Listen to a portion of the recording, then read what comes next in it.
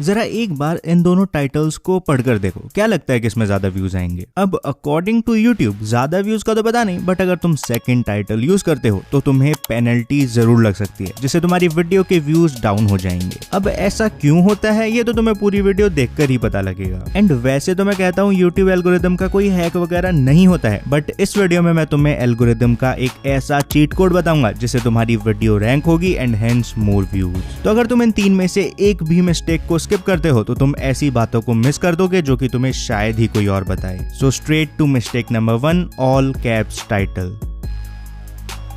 Okay, so करीब 3 साल पहले YouTube ने अपने इनफॉर्मल चैनल क्रिएटर इनसाइडर पर ये वीडियो अपलोड करी थी। इसमें एग्जैक्टली 2 मिनट 31 सेकंड्स पर ऑल कैप्स टाइटल के बारे में एक इम्पोर्टेंट बात होती है। टॉड एक्सप्लेन्स कि व्यूअर्स का कहना है कि जब भी उन्हें एक ऑल कैप्स टाइटल दिखता है उन्हें वो कुछ ज्यादा ही लगता है, मतलब उन्हें वो टाइटल थोड़ा ज्यादा ही एग्रेसिव टाइप लगता है and hence they avoid videos with all caps title. And जैसा कि मैं कई बार कह चुका हूँ, YouTube का सिंपल सा रूल है, जो ऑडियंस को पसंद नहीं वो उसे पसंद नहीं। सो टॉड आगे बताते हैं कि अगर तुम्हें अपनी वीडियो की रीच ज्यादा से ज्यादा चाहिए तो पूरा टाइटल कैपिटल लेटर्स में लिखना अवॉइड ही करो। लेकिन लेकिन लेकिन अगर तुम अभी यूट्यूब पर जाकर सर्च करोगे लक्ष्य चौधरी तो तुम्हें दिखेगा कि लक्ष्य के तो सारे ही टाइटल कैपिटल लेटर्स में हैं एंड लक्ष्य के व्यूज कितने हैं, हर वीडियो पर 6 से 11 लाख व्यूज। ऐसे ही अगर तुम जाकर थगेश की थोड़ी पुरानी वीडियोस देखोगे तो उन सब के टाइटल भी ऑल कैप्स में ही लिखे हुए हैं एंड अगेन व्यूज कितने हैं, हर वीडियो पर 1 मिलियन प्लस। पर इस वीडियो में तो हमने सुना कि YouTube कह रहा है ऑल कैप्स टाइटल से नुकसान होता है। इवन YouTube ने अपने ट्विटर पर भी सेम बात कही है। तो ये चल क्या रहा है, YouTube झूठ बोल रहा है क्या? नहीं, आई डोंट थिंक सो कि YouTube झूठ बोल रहा है। एक तो हो सकता है वीडियो 3 साल पुरानी है तो उस टाइम ऑल कैप्स से सही में नुकसान होता हो, या ऐसा भी हो सकता है कि ये चैनल्स तो हैं ही इतने बड़े कि अगर वो बिना टाइटल थंबनेल के वीडियो डालेंगे तो भी व्यूज आने पक्के हैं। पर एल्ग्रो हमारा चैनल तो इतना बड़ा है ही नहीं, हम क्या करें? एक सिंपल एडवाइस दूंगा, स्क्रीन पर ऑल कैप्स के फायदे और नुकसान लिखे हैं, पॉज करके पढ़ लो। अब इसका यूज अपनी वीडियो के कॉन्टेक्स्ट के हिसाब से करना जिससे तुम्हारी रीच मैक्सिमम हो सके।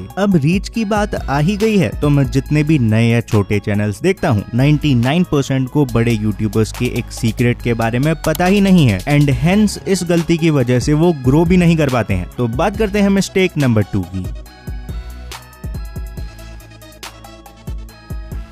अगेन इसके बारे में डिटेल में मैंने अपने इंग्लिश चैनल दी कंट्राइवर पर इस वीडियो में बात करी थी कि अगर तुम्हें YouTube पर सही में ग्रो करना है तो इसके 2 मेन तरीके हैं। फॉर एग्जाम्पल YouTube पर 2 काफी बड़े टेक चैनल्स हैं, टेक बर्नर और ट्रैक इन टेक। जहां टेक बर्नर के एवरेज व्यूज 6 लाख के आसपास हैं तो वहीं ट्रैक इन टेक की फॉलोइंग भी कोई कम नहीं है। लेकिन यू नो व्हाट, दोनों के स्टाइल्स एग्जैक्टली ऑपोजिट हैं। एक वही कन्वेंशनल टेक चैनल है, डब्बा खोला, फोन का रिव्यू किया, स्पेक्स बताए एंड डन। वहीं दूसरी तरफ tech burner brought something new in the genre. हाँ, I agree, even he reviews devices and stuff, but tech burner का main focus is not unboxing और reviews but tech with entertainment. दोनों strategies opposite हैं, still दोनों काम कर रही हैं। Why and how? सी, अगर तुम्हें ट्रैक एंड टेक की तरह ग्रो करना है, बेसिकली जो चीज ऑलरेडी चले आ रही है वही करके ग्रो करना है, तो इसका रूल सिंपल है, तुम्हें वो चीज सबसे बेस्ट करनी होगी। एंड ऐसा नहीं है कि कन्वेंशनल तरह से ग्रो करने में तुम्हें इनोवेशन करनी ही नहीं होगी, बस फर्क इतना है यहाँ तुम्हें इनोवेशन करनी तो होगी बट छोटी छोटी। ट्रैक एंड टेक ने एग्जैक्टली वही किया and he grew like crazy.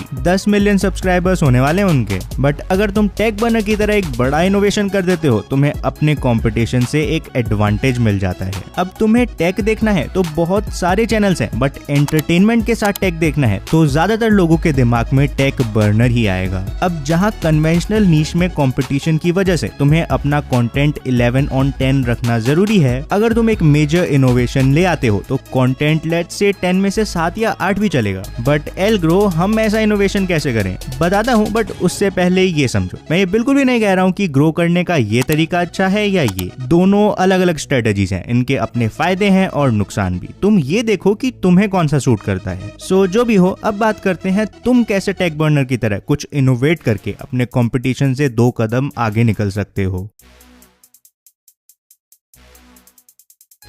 Okay, so honestly innovation की खास बात ये है कि इसका कोई फॉर्मूला नहीं होता है, but still let's try to break down कि टेक बर्नर ने ऐसा क्या अलग किया है। It's simple, he built upon a niche which already existed. Tech category पहले से थी, श्लोक ने बस उसके ऊपर ह्यूमर ऐड कर दिया। सिमिलरली यूट्यूब टिप्स देने वाले तो कई सारे चैनल्स थे, बट मैंने उसमें फैक्ट्स और रिसर्च को जोड़ दिया जो कि अभी के टाइम इंडिया में यूनिक है। साकेत गोखले बस 2 साल पहले ही शुरू हुआ था and he is about to touch that 1 million subscribers mark. तो साकेत ने क्या अलग किया? फिटनेस के चैनल्स तो बहुत सारे थे, बट साकेत ने उसके ऊपर एक व्लॉग्स और पर्सनैलिटी का लेयर ऐड करके कुछ नया बना दिया। अब सोचो तुम क्या नया कर सकते हो, या एक कन्वेंशनल नीश में ही 11 on 10 कंटेंट कैसे बना सकते हो। लेकिन लेकिन लेकिन ऐसा करने से तुम्हें ढेर सारे व्यूज तो मिल जाएंगे, बट अगर तुम अगली मिस्टेक करते हो तुम्हें पैसों का बहुत ज्यादा नुकसान होने वाला है। So straight to bonus mistake, not sharing data.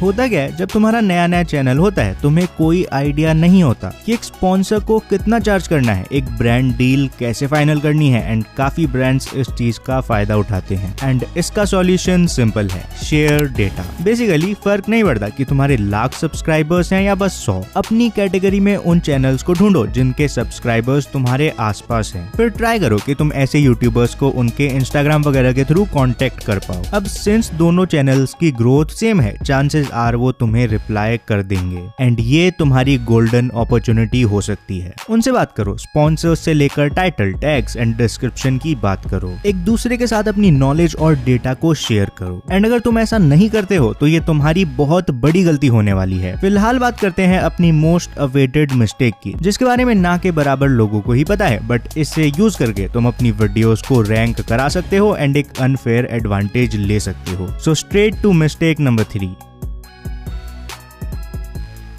Okay, so YouTube एक वीडियो को रैंक करने के लिए कई चीजों को देखता है, जिसमें मेन, टाइटल और डिस्क्रिप्शन होते हैं। लेकिन एक ऐसी चीज भी है जिसके बारे में लोगों को पता ही नहीं है। तुमने नोटिस किया होगा कि अगर तुम गूगल असिस्टेंट या एलेक्सा वगैरह को कुछ भी बोलते हो, ज्यादातर केसेस में वो सब कुछ क्लियरली समझ जाते हैं। तो जरा सोच कर देखो, क्या YouTube ये सेम काम तुम्हारी वीडियो के साथ नहीं कर सकता है? क्या वो तुम्हारी ऑडियो को सुनकर ये पता नहीं लगा सकता है कि तुमने उसमें क्या क्या बोला है? तो देखो, अगर डिमांड होगी तो मैं इस पर प्रॉपर एक्सपेरिमेंट एंड अपनी रिसर्च करके तुम्हें विद प्रूफ चीजें दिखा दूंगा। बट पॉसिबली YouTube रैंकिंग के लिए ये भी देखता है कि तुमने उस वीडियो में एक्चुअल में बोला क्या है। क्या उसमें वो चीजें हैं भी जो कि तुमने टाइटल थंबनेल में लिखी हैं, या वो बस एक क्लिकबेट वीडियो है? तो सिंपल टिप दूंगा, जो भी तुम्हारी वीडियो के मेन टैग्स हैं उन्हें अपनी वीडियो में एटलीस्ट 3 से 5 बार नेचुरली जरूर बोलना। इन कीवर्ड्स को जबरदस्ती मत डालना, ये कीवर्ड्स नेचुरली आने चाहिए। एंड ऐसा करके तुम लिटरली अपने कंपटीशन से एक अनफेयर एडवांटेज ले लोगे। पर एल्ग्रो, ये तो बता, वायरल टैग्स लाएंगे कहां से? इसका सिंपल सा तरीका है, एक तो इस वाली वीडियो को लाइक कर दो और फिर लेफ्ट वाली वीडियो पर क्लिक करके जान लो बेस्ट टैग्स कैसे ढूंढने हैं। बाकी सौरभ जोशी व्लॉग्स की ग्रोथ का सीक्रेट जानना है तो राइट वाली वीडियो बड़े काम की है।